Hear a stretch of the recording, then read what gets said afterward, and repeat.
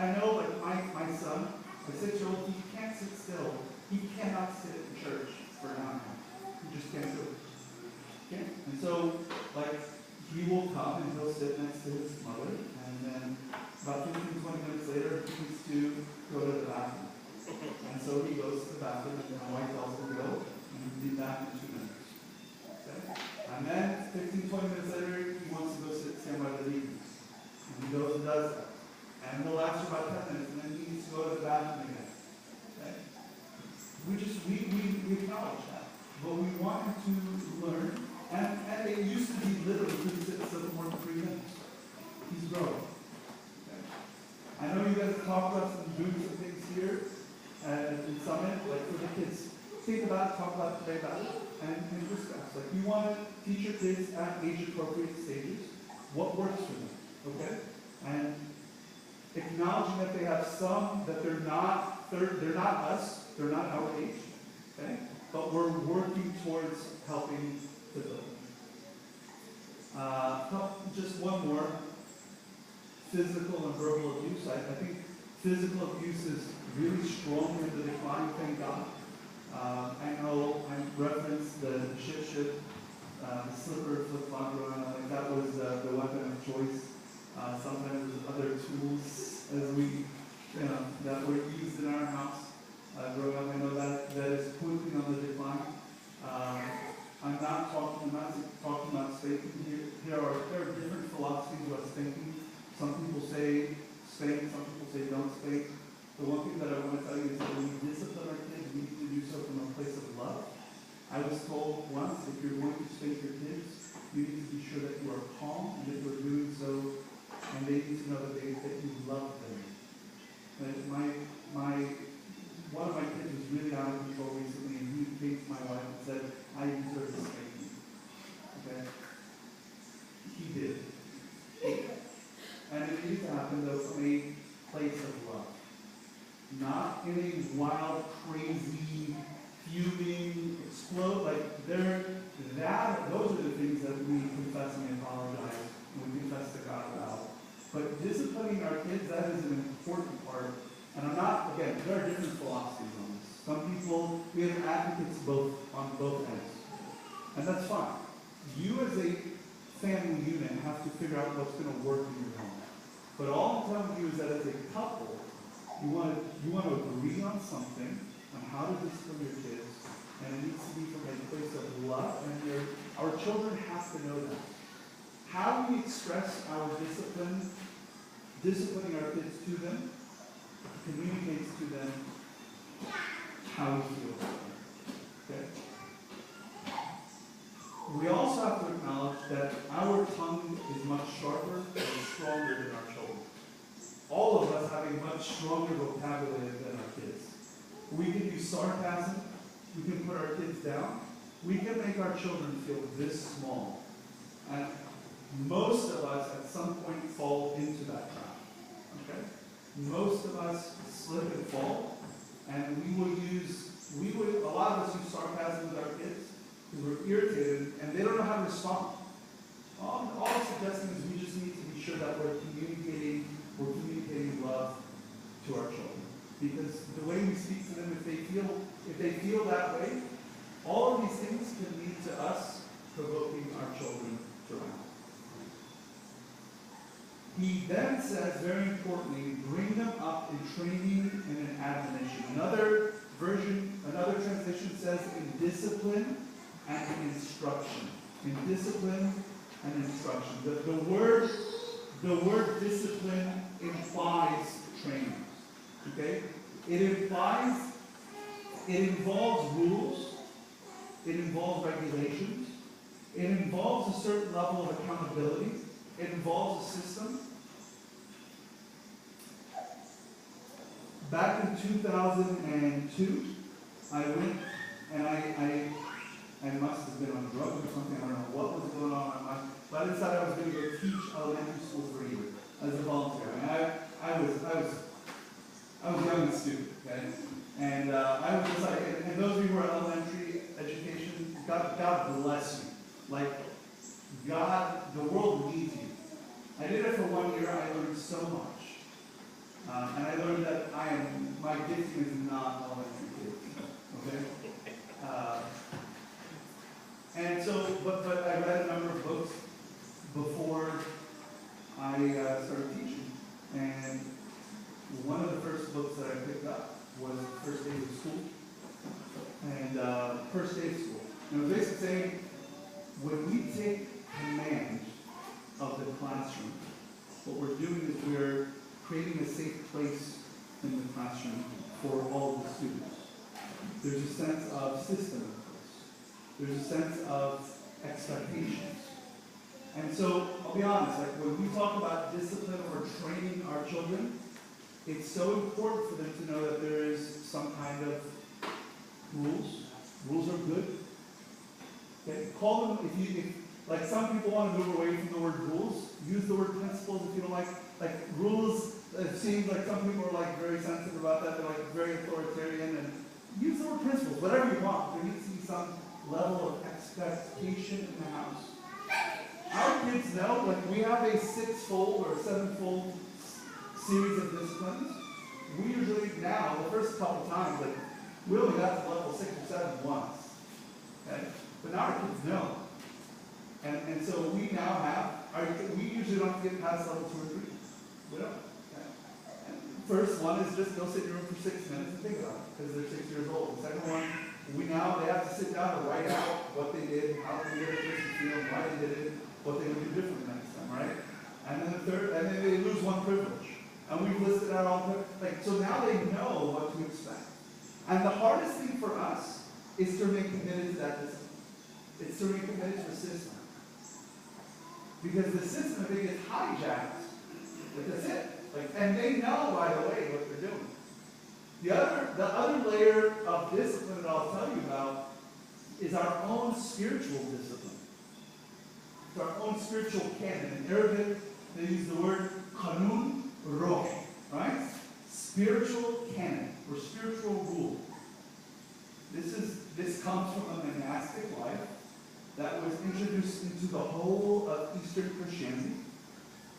That friend that I was telling you guys about in the first lecture, the guy from Greece, he visited a number of different monasteries and churches, and he came back, and he invited me to come to this conference, where he introduced to 300 evangelical pastors the idea of a spiritual canon. And I don't know, he was like, the Father Michael was here from the Coptic Orthodox Church. This is all starting from the desert to Egypt, blah, blah, blah. And he's like going on, and he is introducing this idea to the evangelical, or reintroducing, I should say, to them, this idea of spiritual canon.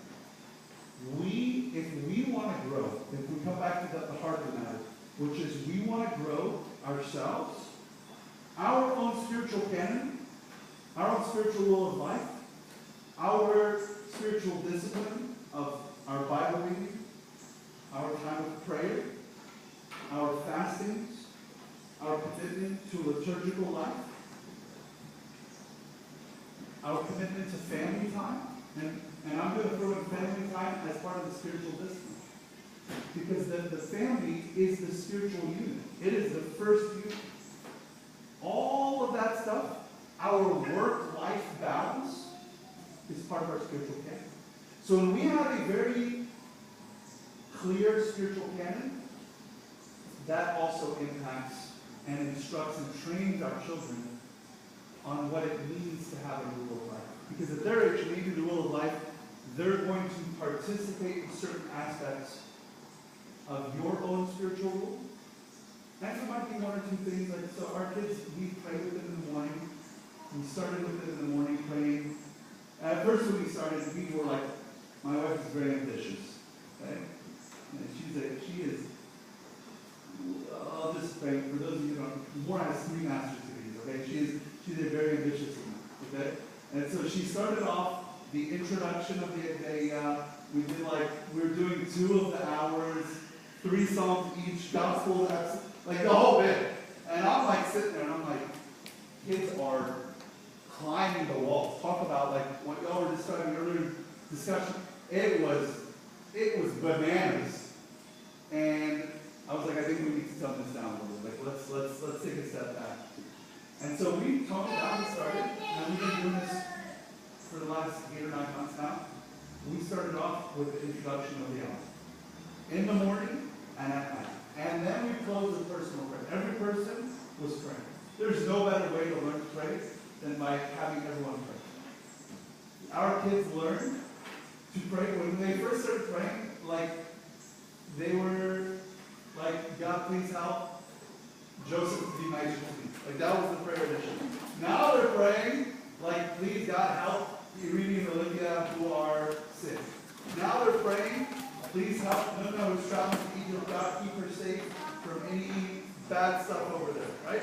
They're now thinking outside of themselves because they've been, quote unquote, being trained how to have this relationship with God and what that means. That it's not just about me. Okay? But after doing that for a couple of months, we added a song. It's training.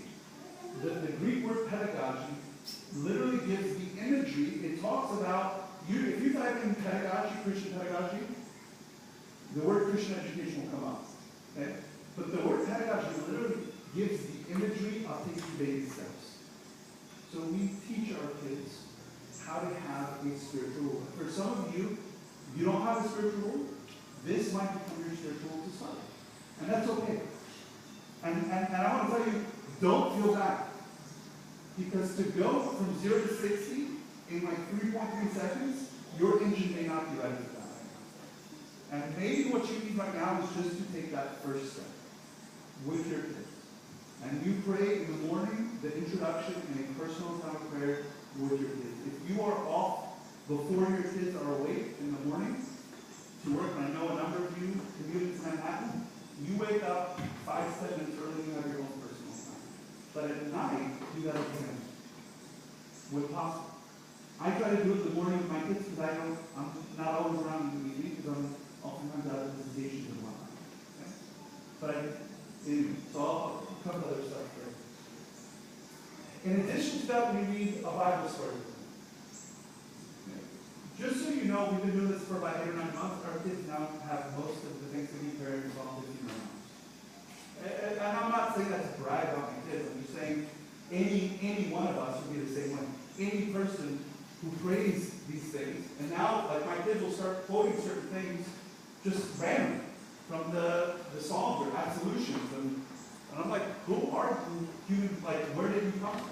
Okay, and I have to commend my wife. My wife is really, she's very strong in her discipline, and so she has taken the lead on this. And when I'm there, she tells me, she's like, please leave. Okay, she reverts me, and I appreciate that. Okay, but when I'm not around, she drives. She drives because I'm not around every week. That's just the reality of my job, so to speak. Okay, try to have dinner with my kids every night. Usually happens about 4 or 5 days a week. Okay? But I'm not always around with their family. When I am, I try to make it to meet them and to stand there. But just take a step with your kids. If your kids are not fasting yet, it's like in the mornings before they come to liturgy, and they're like 4 or 5 years old, they probably, like, if they've never fasted at 4 or 5 years old, start preparing them by, like, they need something light at home before they come. If you're already fasting, then that's good. Expand it a little bit. Usually what they say is 1 hour for every year. Okay? So our kid, like Elijah now, our communion is at 11:15, 11:15. So he'll eat something right before Morley's on at 9:15. They'll have something like the twins, and then he doesn't eat or drink anything extra after that. Okay? The twins are 5, they just turned 6, they fast from the night before. After they go to bed, they wake up, they're good. Okay? And they will struggle. It happens, okay? But we're also teaching them as they grow that they're growing. This is all part of the spiritual discipline. During certain fasts, we now have our kids fast Wednesdays and Fridays during some of the, like the St. Mary fast, we have our kids fasting with us Wednesdays and Fridays. Okay? And as they get older, we'll expand days, we'll add a day here and add a day there. It becomes, so they're starting to share little aspects of the foundation though, is that we have a spiritual discipline. And we're now discipling our children, not because I'm a priest, but because as a father,